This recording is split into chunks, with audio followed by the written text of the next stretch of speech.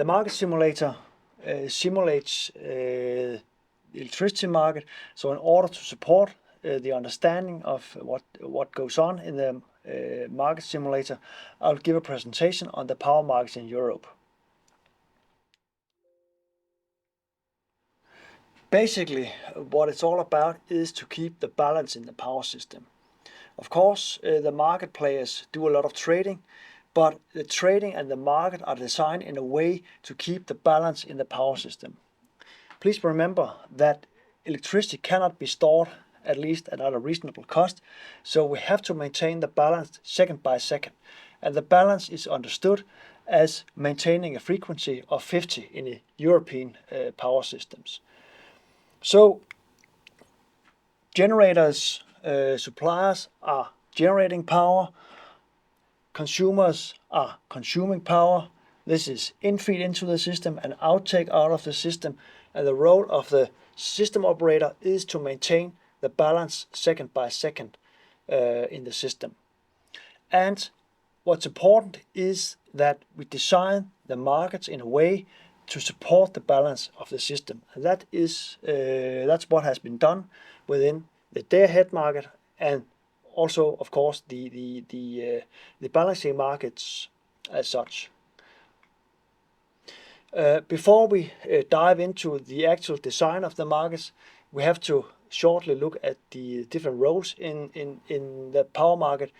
We have the system operator, and the role of the system operator is, of course, having the ownership to the cables, but also to maintain the balance of the system, to operate the system. We have the power exchange. The power exchange, for example, Nord Pool, operates the day-ahead market and the intraday market. We also have the financial exchange. The role of the financial exchange is to operate derivatives, the market for derivatives, with the purpose of controlling the market risk. Then we have the entity balance responsible party, which is something special for the power system and the power markets, because, as I said, we need to keep the balance second by second. So we also have to provide the market players with some kind of incentive to be in balance, and the market player is the balance responsible party. So in case the balance responsible party has an imbalance, he or she will receive an imbalance payment or fee from the system operator. And in this way, the balance responsible party has an incentive to be in balance.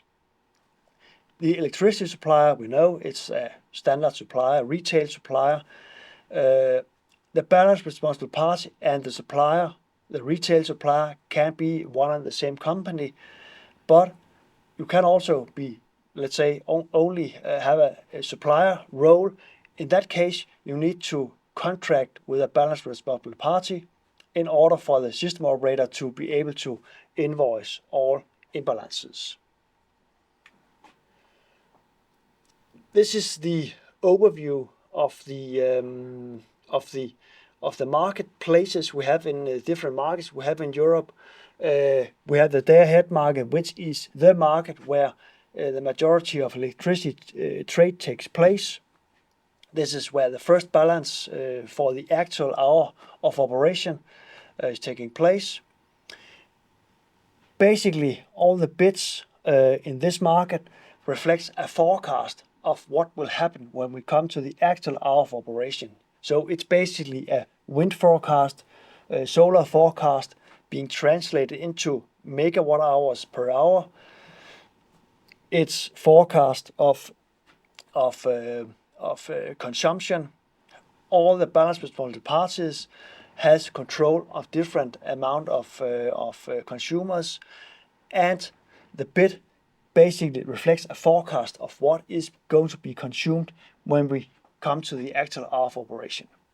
We know all these plans will never hold, so we need some markets to do corrections, basically. The intraday market is a marketplace where the marketplace themselves can meet and exchange imbalances, where the balancing market and the market for reserves The transmission system operator is the single buyer and buys up-regulation or down-regulation depending on the actual balance of the power system. Looking into the day-ahead market, it's basically a European market where we can trade electricity from far up in Finland to down in Portugal. It's part of the same marketplace. This market is operated by the different power exchanges in Europe, but it's operated with the same algorithm, IT algorithm called Euphemia. It's basically a piece of IT mathematical algorithm which can calculate prices and schedules for the coming day. We have an entire European market. It's not just a regional market in the Nordics or in Germany or in Spain, Portugal, but it's a common market all over Europe. And the reason for this is basically twofold. Firstly, the competitive pressure can only be secured in a large market, and also as the European power system consists of many technologies, generation technologies, wind, solar, coal, gas, hydro, nuclear, and so on, with a lot of different variable cost, we can only make sure that we follow a least cost generation approach by having a common market. So in case the wind is high in Northern Europe, electricity will be produced in the northern part of Europe and exchanged towards the south. In case of a lot of water in the hydro systems of Norway, Sweden, we can exchange electricity from Norway, Sweden to the rest of Europe. And in the south, if the sun is shining and the solar PVs are producing, we can exchange electricity from the south to the north. So in this way, we can plan for generation, and we can generate according with a least cost approach. How does it work, the day-ahead market? It's about that the producers and consumers, being represented by the balance responsible parties, can submit bids to the power exchange. A bid is basically a combination of prices and schedules. So if the price, the higher the price, the more willingness to produce. Of course, because the higher the price, the more expensive generator, or the cost of the more expensive generator, can be covered. So this is the individual bids that the balance responsible parties can submit to the power exchange hour by hour. So this basically reflects a bid for 1 hour. Same on the consumer side. The lower the price, the more willingness to consume. And all these bids can be put together to a market supply and a market demand, and is done by the power exchange. So now we have the market supply and the market demand, and where these two curves intersect, we find the equilibrium price and equilibrium quantity. Just as in the microeconomic textbook. All consumers being activated, all generators being activated are settled at the same price, which is the marginal price. So basically, or not basically, but what we have in the European markets is the marginal pricing in the day-ahead market. And it basically has the potential to secure what we call the merit order. The merit order is has the same meaning that the least cost generation approach. So we are ordering generators from the cheapest to the most expensive needed in order to cover the consumption. So we are basically activating the low-cost generators and not the high-cost generators. That's the idea, and that's also the idea in the market simulator. We've seen that the electricity price is very volatile, and the reason for this is the fact that electricity cannot be stored. So in case of high prices, meaning that there is not much electricity on the supply side, we cannot take electricity out of the storage and throw it into the market.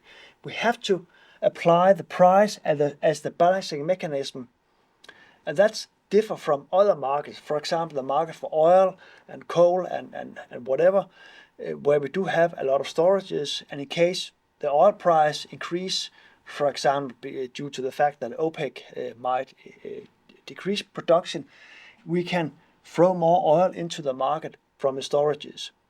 But in electricity market, we do not have storages, not huge storages at least, so we have to apply the power price. So in case this could be 1 hour, the equilibrium in 1 hour, and in the next hour, with an increased wind, we will see the price will decrease, because the decreased price is the only price that can keep the balance or secure the balance between demand and supply. We also have a situation here where we follow the mirror order dispatch, because we are ramping up the cheap generators before we are ramping up more expensive generators. So in this way, we have minimized the cost of generation. And also in this way, which is basically another story, but it also secures an efficient integration of variable renewable energy, because typically wind and solar is low-cost technologies with a very low variable cost. So we will see those technologies being first in line, first in merit order when we generate power. If we look to the bottlenecks in the grid, or put it another way, the market algorithm being operated by the power exchanges can take the major bottlenecks in the power system into consideration. And the major bottlenecks is illustrated in this figure by the dashed red lines. And what we can see is that the red line divides the different markets into regional markets. So for example, in Denmark, we have 2 regional markets, and these markets are called bidding zones. So we have 2 bidding zones in Denmark. We have 5 in Norway and 4 in Sweden, 1 in Finland. There's no major internal bottlenecks in in Finland, so that's why the bidding zone also follows the national borders. But the point here is that when the market algorithm is applied, it takes those constraints or bottlenecks into account. And I have a small figure with 2 zones, a zone we can call Sweden and one we call Denmark, which illustrate how it works in reality. And the way it works is called market coupling, because what we do is to couple 2 markets together, or more markets. Here I apply a 2-market model because it illustrates perfectly how it works. We do not need more bidding zones. Without any coupling, this is the equilibrium price in Sweden, and this is the equilibrium price in Denmark. In case we couple the 2 markets, what the power exchange will do is to increase the outtake of Sweden, because this is where the price is low, and increase the infeed in Denmark. So we will export some more electricity, or some electricity from Sweden, and this export of electricity is import in the other area. So export will move the demand curve to the right, and this demand can be illustrated as increased supply in the other zone. The increased demand is in this zone, and the increased import in this zone will alter the prices, so the price will increase in the low-cost zone and decrease in the high-cost zone. So what we have now is 2 equilibrium prices which are not the same due to the bottleneck, but we will have again a balance in the system. This is the balance in what I call Sweden, the low-cost zone, and this is the balance in the high-cost zone we call Denmark. So we have a balance in both zones, taking the capacity of the interconnector into account. So this is basically the way it works, and this way of thinking has been integrated into the IT algorithm being operated by the power exchanges, but basically it's the same functionality which is in the market operator, market simulator. Sorry. This is the daily process in the day-ahead market, which takes place day by day. In the morning, buyers and sellers, meaning the balance responsible parties, can submit bid to the market operator. They can trade or submit bids for all 24 hours or only a fewer amount of hours. 12 o'clock, we have what we call gate closure. And by that time, the balance responsible parties will start to do some update or forecasting of generation and consumption. 10 o'clock, the transmission system operators will release info on capacity for interconnectors because, as I said, these goes into the price calculations and will impact the price calculations. And also, we need or the power exchange need to restrict or respect the capacities. 12 o'clock, gate closer, and 20 minutes to 1, we will have a publication of prices. And that's the way it works day by day. The intraday market. The intraday market is basically a bulletin board where the market players can trade imbalances. So what is an imbalance? Well, we have let's say a balance responsible party for some wind turbines. This party has submitted a schedule to the day-ahead market. After gate closure, this schedule or this forecast is being updated, and now it shows a lower wind speed, meaning it will be a lower generation from the wind turbines. So basically, what this market player is facing is an imbalance.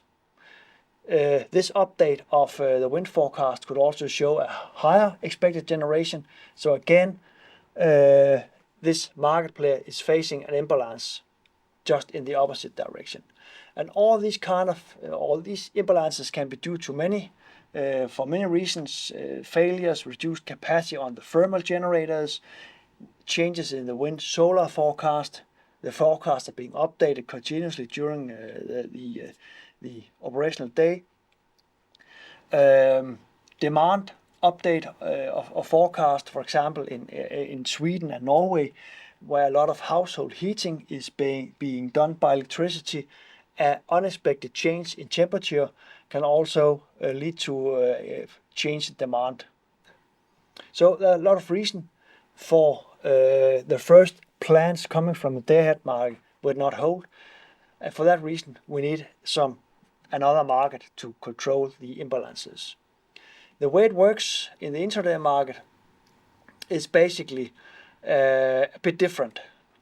It's a continuous market, so to speak. So the trade takes place continuously during the day.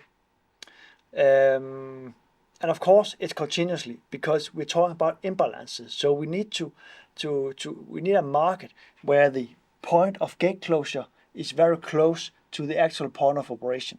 And the gate closure for the intraday market is between 45 minutes and 60 minutes before the actual hour of operation.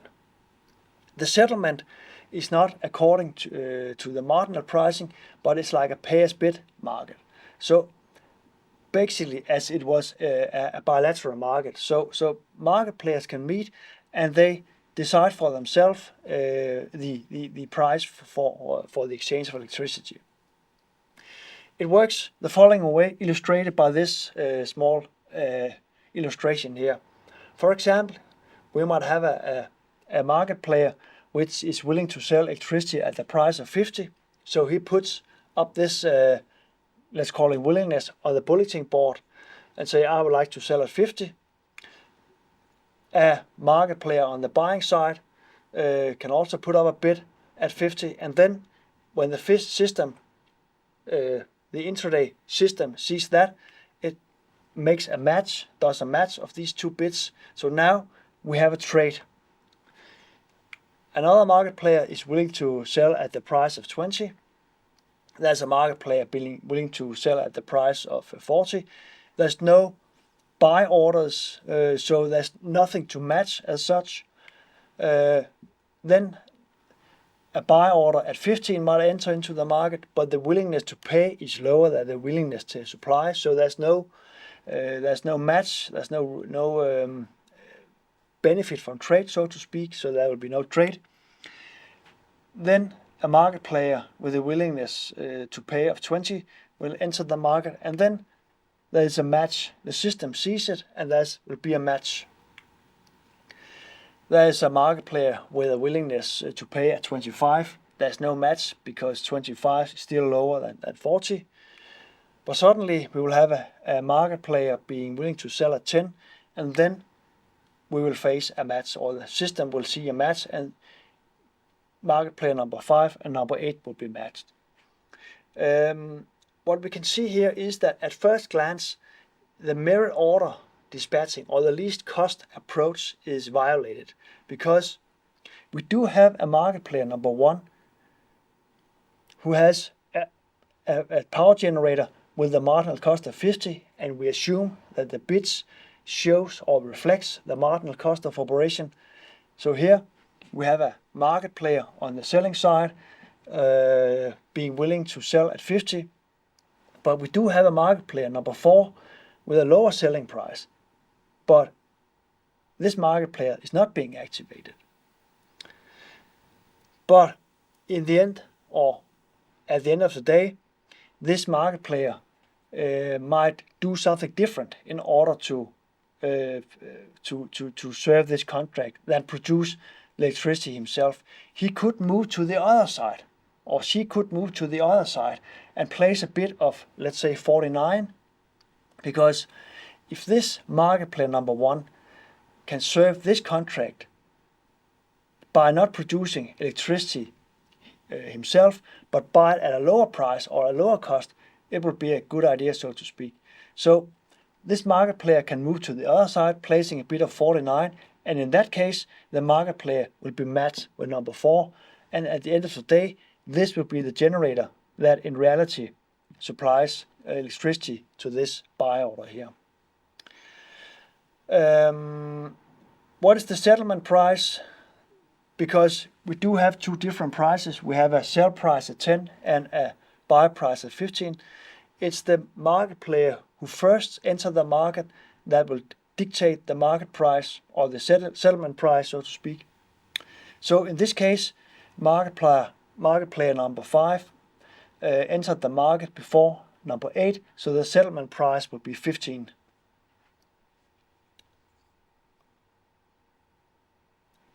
Bottlenecks, congestions in this system is basically managed in the same way as in the day-ahead market. First of all, the amount of capacity on the interconnectors being available for trade is the leftover from the day-ahead market. So in the day-ahead market, a certain amount of electricity or capacity might be utilized, and in case there's any left over, it will be utilized in the intraday market. In case there is a bottleneck, for example, if these two market players are located in different areas and there's a bottleneck, there will not be a match. So the system which do the matching of the market players will take into consideration if there's available capacity on an interconnector. And in case there's not available capacity, and some other bits might be matched in the system. This is a picture of the volumes we can see at the Power Exchange web pages. We cannot see the prices. The prices are confidential, but we can see the volumes, the buy volumes and the sell volumes, in this case in the bidding zone of Western Denmark, DK1, and the bidding zone of Eastern Denmark, DK2. The intraday market is an integrated market as well as the day-ahead market, and basically for the same reasons as the day-ahead market, maximization of the competitive pressure and a least cost utilization of the generators. In this case, we're talking about imbalances, so it's about doing the trades or doing the management of imbalances by the use of the cheapest generators. The intraday market is also a market that runs continuously day by day. So just to do the summing up, at 12 we have the gate closure of day-ahead market, and only 2 hours later, if we talk about the northern part of Europe, or 3 hours later at 15 if we talk about the continental Europe, the intraday market opens, and already at this point in time the market players are able to trade imbalances.